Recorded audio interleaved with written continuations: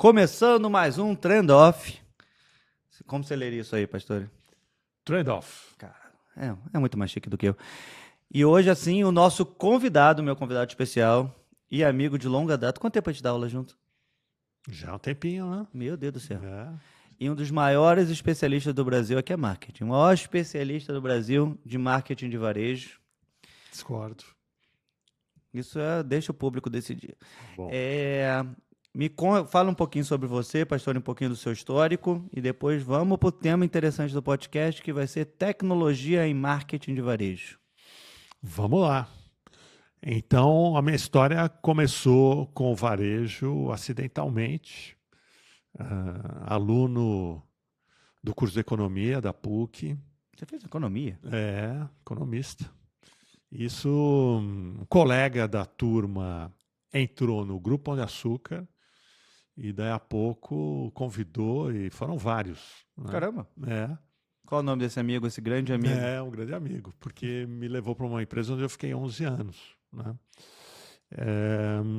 E lá foi, tipo, a minha escola. Eu concluí o curso superior, depois fiz meu curso na SPM, né? A SPM já identificada como escola de marketing, né?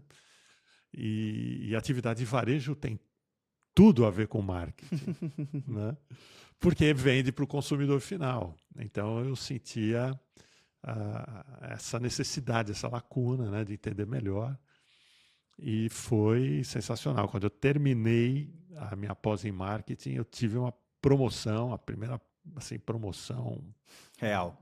Não, assim, mais importante naquele momento, como gerente de vendas de uma divisão, da maior divisão em número de lojas, que eram os mini box. Não lembro disso. Hard discount, que é muito o que é o dia hoje, né? Ah, entendi, tá bom. Ela chamava mini box? Mini box, né? Eram 380 e poucas lojas em São Paulo. Caramba! E eu com o nome era mini box? 28 anos, mini box. Eu com 28 anos tinha 13 distritos, cada distrito um supervisor, um regional, e cada regional com seus 10, 15 gerentes de loja, né? Então, a minha rotina era essa, era encontrar cada semana um desses regionais, rodar as lojas com ele, e era um formato de periferia, né? Era uma loja de desconto, foi uma segmentação inteligente do Pão de Açúcar na época, e era assim uma operação muito rigorosa, eram pouquíssimos funcionários. Uau! É inspirado no Audi e no Lidl, né, da Alemanha. Lá de fora. Tá. Então, para você ter uma ideia, no começo as lojas fechavam para almoço, porque eram 5 funcionários, o gerente mais 4 operacionais, né, que trabalhavam no caixa e na reposição. Uau! Isso é que ano? Isso foi final dos anos 80. Ok. Então, era começo de computador. Nem tinha computador? Não, tinha computador central. Tinha um computador central. Não tinha computador pessoal? Não. Eram, assim, toda a gestão. O Pão de Açúcar sempre foi uma empresa assim, que buscava excelência na gestão e era um dos principais clientes.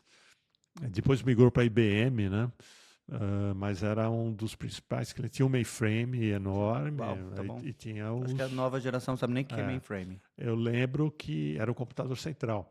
O processo de inventário, por exemplo, que é a contagem de estoque periódica, era feita com cartões perfurados. Uau! Caramba! Então, o cartão perfurado é aquele sistema de entrada de dados, né? Entrada de dados. Então, só para explicar para as pessoas, o cartão perfurado era realmente um cartão perfurado, não era? Era um cartão perfurado, assim, retangular, e de acordo com os furinhos, o computador entendia as informações que estavam nele. Então, era bem físico, né? Era bem físico. O pessoal de loja recebia, contava o estoque, por exemplo, colocava lá 10 latas de óleo lisa, né? Aquilo voltava para o antigo CPD, Centro de Processamento de Dados. A entrada de dados tinha um time de digitação, aí entrava lá 10. Aquele cartão era do óleo Lisa fulano de tal. Né? E naquela loja, a informação, o que era? 10 unidades. E aí ele processava no fim do dia o cartão de óleo Lisa de todas as unidades e chegava no número que deveria. Né? Aí compara com o estoque, que hoje a gente fala virtual, o estoque, a informação de estoque. Uhum. Né? Então, se era para ter 1.000 latas, a contagem deu 999, pô, faltou uma. Uhum. Né? Okay. Nesse tempo todo de tecnologia, não tecnologia em operação, tecnologia geral, né? O que você já viveu? Porque eu tenho a impressão que mesmo com mudanças drásticas de tecnologia, o comportamento do consumidor da loja não mudou tanto em todos esses tempos. Tipo, o posicionamento dos itens no supermercado continuou muito parecido, os caixas continuam no mesmo lugar, mudou algumas coisas em relação a self-checkout, mas nem em todos os lugares. No quesito tecnologia, marketing e consumo, o que você viu em todos esses tempos que você percebeu grandes mudanças no varejo, que foram, por exemplo, esse negócio do cartão perfurado, para disquete, para tudo. Para quem não sabe, disquete é o símbolo de salvar que a gente tem no computador hoje em dia. Aquilo é uma coisa física. Que foram esses grandes saltos da tecnologia nessa sua vivência? Sem dúvida. Bom, falando só de tecnologia, mas vamos lembrar que junto com a tecnologia, outras mudanças importantes aconteceram, principalmente no Brasil, que foi o fim da inflação. Né? O fim da inflação, plano real, motivou as empresas, principalmente os varejistas, a investirem em tecnologia. Okay. Né? Porque uma empresa média, pequena, ela sobrevivia com o ganho inflacionário. Então você comprava a prazo, vendia à vista, e a ineficiência, por exemplo, essa rotina de contagem de estoque para saber se perdeu uma lata, duas, no fim do dia não fazia a menor diferença, porque o ganho inflacionário pagava toda essa conta. Né?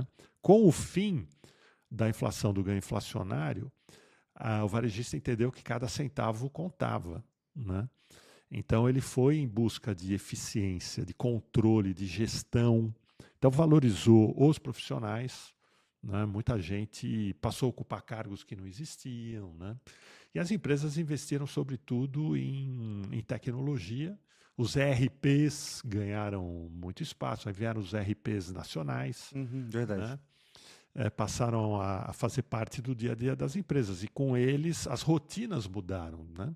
O controle, o recebimento de mercadorias, a gestão dos estoques, de preços. Né? E esse movimento de aprimoramento da gestão permitiu aos varejistas vender mais com menos. Né? Então, era assim, uma loja de supermercado convencional, ela tinha 6.000 itens, de repente pulou para 13, 16. Caramba! Então, no mesmo espaço, então, para o consumidor isso foi um ganho. Sim. A mesma, vamos dizer, jornada de compra dele, a mesma missão de compras, né? Vamos dizer assim, ele foi lá para comprar matinais ou hortifruti ou carne, sei lá o que. Ele passou a ter muitas outras opções. Né? Então, no mesmo metro... Então, não tinha opções por causa de capacidade de gestão. Uau! Isso é interessante de pensar que, na verdade, hoje a gente tem um aumento gigante, a quantidade de players e tipos de produto. E eu me lembro que quando eu comecei no varejo, na época lá na L'Oréal, a gente falava que a gente não poderia lançar novos produtos porque a gôndola não é elástica, tinha essa questão e tudo mais. Mas talvez até antes, que a gôndola realmente não é elástica, né? Mas antes disso tinha uma questão que tinha poucos por causa de sistema mesmo. Então, você não poderia lançar uma nova coisa porque a empresa não estava adaptada. Uau, interessante. Eu lembro dos hipermercados, o Carrefour, que era o líder, né, em hipermercado. Então, ele tinha aqueles corredores gigantescos com 10, 15 módulos. Cada módulo tem 1 metro, 1,30 m, 10, quer dizer, quase 20 metros de corredor, e uma organização muito mais estética. Então, por exemplo, detergente líquido, né, para lavar louça, né? Ele é organizado por cores. Então tinha um módulo de uma fragrância, outro de outra fragrância e assim por diante. Hoje, você, no conceito de categorias, né, então a gestão de categorias surgiu muito em função disso, né? Então houve os recursos tecnológicos, né, permitiram colocar em prática uma teoria de marketing, que é trabalhar a favor do consumidor. Porque até então nós tínhamos uma inércia operacional, né? O varejo era uma continuação do processo produtivo, da indústria, da linha de montagem. Uma parte da camada do fim da jornada. A gente mesmo meio que replicava os processos da indústria até o ponto de venda. Com essa leitura e os recursos tecnológicos da época, foi possível, então, entender o comportamento do consumidor e colocar em prática isso na gôndola. Isso. O jeito que ele comprava, a altura dos olhos, aquela coisa toda lá, né? Antes era feeling, depois isso virou dados. Exatamente. Agora você falou uma coisa que eu achei engraçado, agora pensando. O carrinho de supermercado, eu acho que ele é igual desde que começou. O primeiro carrinho e ficou para sempre. A gente passou em fases que eu me lembro que falava sobre o futuro do carrinho, aí tinha umas telinhas na frente que você ia controlar, ele já botava os preços e tipo... O carrinho, ele é um ativo de baixo valor agregado, né? O máximo que aconteceu... Talvez versões mais leves, de plástico. Mas tipo, né? Na essência, né? Eu brinco porque uma das pessoas que eu entrevistei num podcast anterior era de guarda-chuva, que também é um item que, tipo, é o mesmo. Tipo, não teve uma grande mudança de fazer, né? Mas fora essa parte que a gente percebeu, a gente tá falando um pouco do alimentar, mas em todos esses, assim, se fala muito sobre... Acho que o online tem uma questão de que você consegue entender um pouco mais o consumidor e direcionar ele a comprar itens, ou tentar direcionar ele a comprar itens que você acredita que combina mais com eles. No varejo físico, isso ainda não é tão... É mais ainda uma versão mais antiga de tipo, pela imagem do produto, pela localização, pelo preço, sem um conteúdo...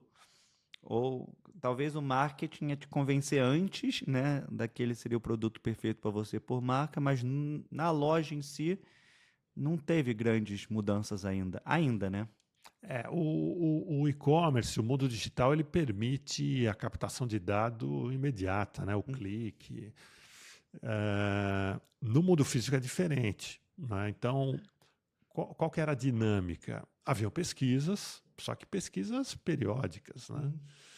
E a partir dessas pesquisas haviam parametrizações. Então, olha, teve um avanço numa época que foi a chamada clusterização, que quebrou o aspecto regional.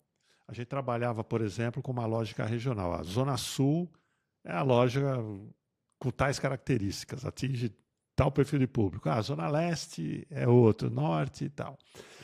A clusterização entendeu que haviam perfis de consumo independente da zona geográfica.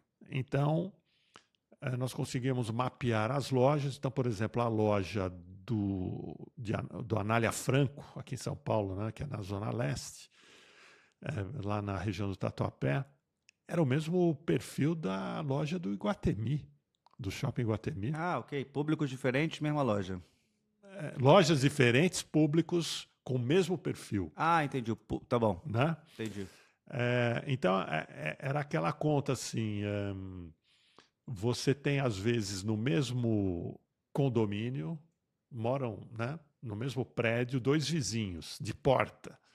né? Um é professor universitário, só ele é mulher. Outro é um técnico, torneiro mecânico, que trabalha no ABC, ele, mulher, 3 filhos. Uhum. Mas a renda é igual, o endereço é igual, tudo é igual, mas o comportamento é diferente. Ah, ok, tá Né? bom. Então, o varejo ele sempre foi orientado, principalmente depois do pós-guerra, anos 50, 60, que era a massificação. Uhum. Então, você tratava todo mundo meio que igual. Anos 80, com o início, né, dos estudos e utilização de dados, CRM veio... Pô, CRM é mais do que 80. 90 no máximo. 90, Né? Então, isso permitiu começar que quando a a gente pensa em segmentar CRM melhor. hoje, envolve uma coisa de envio de e-mail e tudo mais, que anos 90 não tinha isso. Não tinha, mas tinha mala direta. Não, sim, mala Né? direta tinha... era um CRM físico quase. Físico. Sim, Né? é verdade. Então, você conseguia ter segmentação. Né? O e-mail ainda é um símbolo de uma carta, então faz sentido ainda. Eram 3 métricas: recência, frequência e valor. Né? Recência, a última compra; frequência, quantas vezes. Tem categoria que é semanal. Tem a área que você conhece, você falou L'Oréal, Estée Lauder, às vezes é 2 vezes por ano, 3. Depende, Né? shampoo é mais vezes. Shampoo é mais. E valor, qual é o ticket? Uhum. Né? Então, com essas 3 métricas, você segmentava todo um banco de dados. Sem o dado do cliente, era basicamente dado de consumo. Dado de consumo. Não tem idade, não tem sexo. Depois haviam alguns cruzamentos. Né? Vai chegar. Então. Mas o importante era definir o cluster, independente se... e aí você conseguia comunicar de acordo com o perfil de consumo. É interessante. E tem preços, você consegue fazer perfis bem interessantes. A gente fomos na NRF juntos. Sim. Tem muitas coisas que eu percebo que o Brasil está muito na frente lá de fora. E tem muitas coisas de tendências que eu vejo lá fora já há um tempo e que ainda não chegaram aqui. Uhum. Por exemplo, acho que o Brasil está muito na frente nos Estados Unidos no quesito método de pagamento com Pix. Lá nos Estados Unidos eu acho incrível que você ainda tem que assinar o papel do cartão ainda, uma coisa que aqui já sumiu há muito tempo. Mas lá fora a gente percebeu em algumas lojas que a gente foi umas questões de produtos locais, mais automação na loja, muito da parte que eu vejo pouco aqui nos supermercados, que é a parte de alimentação no quesito Sim. comer no supermercado, né? E hoje não tem. E eu até acho engraçado que quando eu era menorzinho eu comia cachorro-quente na loja americana. Tinha esse trabalho de comer. Era um programa quase. Era um programa. E hoje essa parte de comer no supermercado, pelo menos no Brasil, ainda não virou uma tendência. Concordo. E principalmente nos grandes centros, né? São Paulo tem tudo para fazer isso, Rio de Janeiro, as grandes praças. O Pão de Açúcar no Rio... O Pão de Açúcar não. O Zona Sul no Rio de Janeiro tem uma área de pizza, sushi e tudo mais. Agora, mas não é igual ao americano, porque é como se fosse um restaurante. Mas eu acho isso super interessante, porque literalmente todos os itens para você ter no restaurante tem no supermercado. E nada melhor de mostrar a qualidade do seu produto do que as pessoas experimentarem desse jeito. Eu falei dos hard discounts, né? Quando eu tive na Europa, Roma, por exemplo, eu vi isso. Nós temos esse formato aqui, que é o Carrefour, tipo Pão de Açúcar Minuto. Carrefour Dia, isso, ser pão minuto. Um Carrefour pequenininho. Tá bom, tá? esqueci o nosso. E eu lembro que na entrada da loja tinha uma área de frios maravilhosa, assim, o balconista, a mesa alta para você comer em pé. E eu e a minha mulher, a gente praticamente almoçou lá, um lanche maravilhoso, uma baguete, um presunto de altíssima qualidade, um queijo, né? Quer dizer, é uma coisa bacana, até, vamos dizer, dentro dos limites lá, com uma certa elegância, um certo charme. Outra pergunta a você. Por que você acha que o atacarejo, que é uma coisa gigante no Brasil... É um fenômeno. É um fenômeno no Brasil e não é um fenômeno no mundo. Pelo menos eu não sei em outro lugar que tem esse caminho. E os Costcos da vida, que a gente tem até o Sun Club no Brasil, mas não é uma grande realidade para o brasileiro, que nem é o Costco nos Estados Unidos. O que você percebe em relação a, tipo, as questões de comportamento e dados? Por que certas coisas funcionam tão bem em um país e, tipo, não funciona tão bem no outro? Eu acho em coisas interessantes, como, por exemplo, comida a quilo, é uma realidade que só tem no Brasil. E eu não consigo entender como isso não vira um sucesso. Acho que ainda não descobriram que dá para fazer lá fora, como isso não vira um sucesso em outros lugares. O Brasil é um mercado gigante, é um dos maiores mercados de consumo do mundo. Uhum. Mas, ao mesmo tempo, ele é carente, né? Ele não é tão bem estruturado quanto os mercados desenvolvidos. Uhum. Aí eu falo Estados Unidos, Europa, Japão, principalmente, né? E nesses países você tem uma malha de distribuição muito melhor organizada. Então, o varejo local, voltando a falar do varejo de alimentos, ele tem todos os formatos. Tem formato de tudo quanto é jeito. Tem loja pequena, grande, barata, cara, né? Tem os hipermercados, tem os supermercados, tem os clubes de compra. Uhum. Agora, o Brasil, ele tem espaços, sabe? Então, num determinado momento, o atacarejo entrou porque não tinha um formato concorrente, competitivo, né?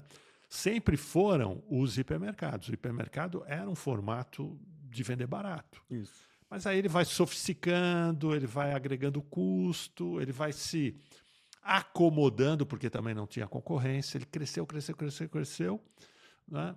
Daí a pouco alguém fala assim, poxa, se a gente pegar o modelo de clube, que era o macro dominante no Brasil, Uhum. e abrir, né, para todo Só mundo. para explicar, né? O macro era muito compra corporativa, né? Não era para Exato. pessoa física. Com aquele passaporte, não era qualquer um que entrava Sim, na sim, sim, loja. sim. Você Né? tinha que provar CNPJ. Exatamente. Então, alguém teve essa ideia e aí assim, as características do país também ajudaram um período ainda onde a informalidade. Ah, tinha aquela questão da inflação durante tempo atrás, e eu vivi um pouco isso, apesar de ter essa cara de jovem, assim, que existia compras do mês. Então, Sim, como tinha muita inflação, o dinheiro perdia valor muito rápido, você ia no supermercado, um grande hipermercado, e fazia a compra do mês. exatamente. E guardava tudo. Hoje eu acho que as pessoas não sabem mais o que é compra do mês. Tudo é mais acessível, mais perto. E é um efeito da inflação no consumo, ou a falta de inflação no consumo. É.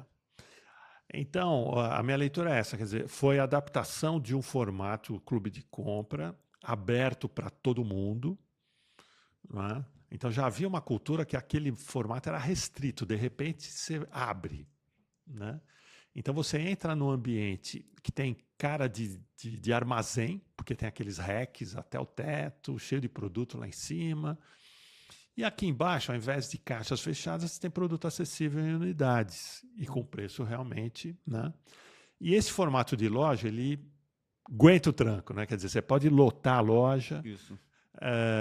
os clientes circulam, tem fila no caixa, Tem fila pra caramba. O mas carrinho é diferente, às a vezes, é coisa aquele flui. carrinho meio de atacado. Exatamente. Então, esses detalhes começaram a chamar atenção. E na ausência de um formato que pudesse competir, eles foram se espalhando, espalhando, espalhando. Eu acho que a parte legal dessa mudança, que para mim foi interessante em questão de consumo, né, e tecnologia, é que você tem preços diferentes para o mesmo produto.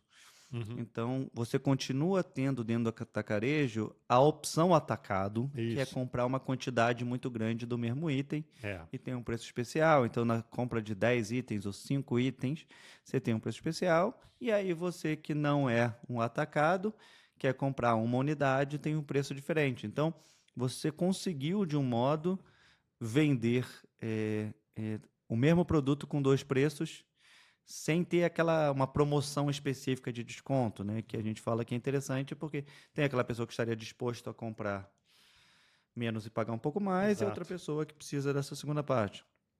Aproveitar a oportunidade, enfim. Agora, o que eu estou vendo, Felipe, é que o atacarejo entrou na mesma roda, a gente fala roda do varejo, né, que é um artigo clássico dos anos 50, que explica que o varejista começa pequenininho, pobrezinho, humilde, aí ele atende bem, vende barato, mas aí ele vai ganhando dinheiro, ele vai incorporando recursos, melhorias, vai agregando custo, vai vendendo mais caro até ele completar essa roda e sair do mercado. Né?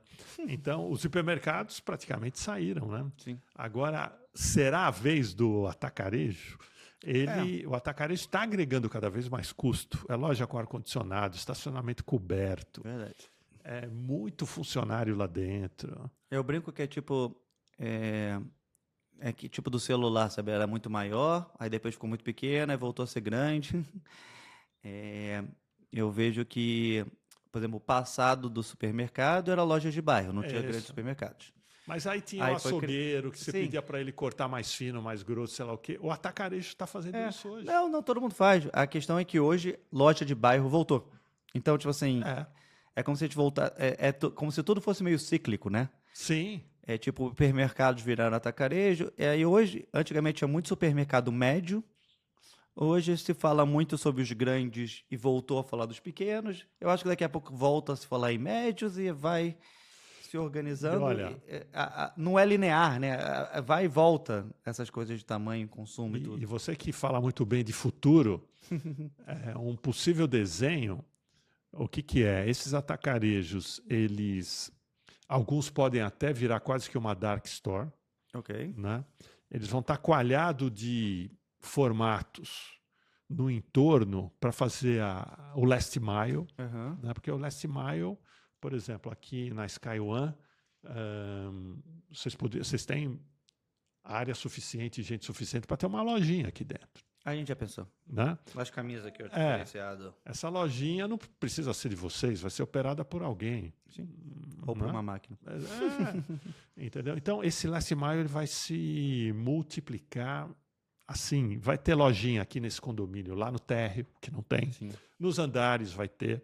Né? No caminho ali na estação do metrô e tal. Então, esse atacarejo ele pode ser um cara para abastecer essa rede que não precisa ser dele, pode ser de terceiros, né?